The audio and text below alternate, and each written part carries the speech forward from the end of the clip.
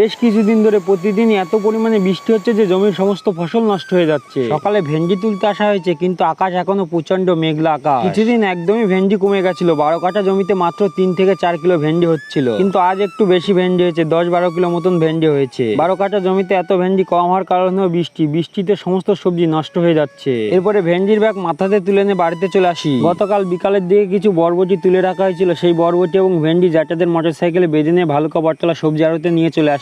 আড়তে এখনো সবজির আমদানি অনেক কম হচ্ছে, চাষিরা অনেক কম সবজি নিয়ে আড়তে বিক্রি করতে আসছে। সবজির এত কম আমদানির জন্য সমস্ত সবজির দাম 5 টাকা 10 টাকা করে বেড়েছে, এবং আমার সমস্ত সবজি বিক্রি করে জ্যাঠাদের মোটরসাইকেল নিয়ে আবার বাড়িতে চলে আসি। বাড়িতে এসে এখন মাঠে আসা হয়েছে, অল্প কিছু পটল ভাঙা হয়। এই যে দেখুন, অল্প কিছু পটল নেওয়া হয়েছে। এই পটলগুলো নেওয়া হলো অ্যাকচুয়ালি বাড়িতে খাওয়ার জন্য। গ্রামের মানুষ কিন্তু সবসময় টাটকা সবজি খেতে বেশি পছন্দ করে এবং টাটকা সবজি খায়। এরপরে এই যে দেখুন, বৃষ্টি শুরু হয়ে গেছে। এই বৃষ্টি আর সেই বৃষ্টি, বৃষ্টি যেন থামেই না, বৃষ্টি যেন হয়েই চলেছে। বেশ কিছুদিন ধরে প্রতিদিন এত পরিমাণে বৃষ্টি হচ্ছে যে জমির সমস্ত ফসল নষ্ট হয়ে যাচ্ছে।